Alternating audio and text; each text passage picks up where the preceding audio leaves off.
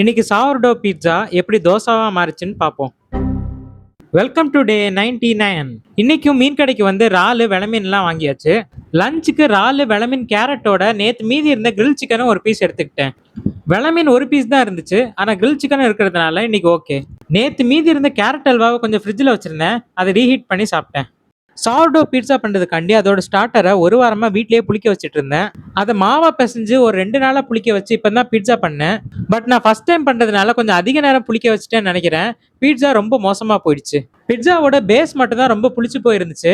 அதனால மற்றதெல்லாம் ஒரு தோசையோட தொட்டுக்கிட்டு சாப்பிட்டேன். கூடவே நேத்து வாங்கின கிரில்லும் தந்தூரியும் கொஞ்சம் மீதி இருந்துச்சு, அதையும் எடுத்து சாப்பிட்டேன். பிட்சாவோட டேஸ்ட் நாக்கிலே இருந்துச்சு, ஆனால் அதை பண்ணுறதுக்கு தான் பேஸ் இல்லை. அதனால தோசை மாவே பேஸாக வச்சு பிட்சா சுடலான்னு முடிவு பண்ணேன். தோசை மாவு மேலே பிட்சா சாஸ் போட்டதுனால தோசை கொஞ்சம் கோந்து போச்சு. மற்றபடி சாப்பிட்றதுக்கு நல்லா இருந்துச்சு. டின்னர் முடிச்சுட்டு நைட் டிவி பார்த்துட்டு இருக்கும்போது கொஞ்சம் பசிக்கிற மாதிரி இருந்துச்சு. அப்போ இந்த மல்டிகிரெயின் புரோட்டீன் சிப்ஸ் எடுத்து சாப்பிட்டேன். இதில் ஒரு பேக்கெட்டில் 170 கேலரி தான் இருக்குது, ஆனால் 10 கிராம் புரோட்டீன் இருக்குது. இதில் நானும் தம்பியும் பாதி பாதி எடுத்து சாப்பிட்டோம். இன்னைக்கு நம்ம ஸ்நாக்ஸு மீல்ஸ் எல்லாமே ரொம்ப டிஃப்ரெண்ட்டாக சாப்பிட்ருக்கோம்.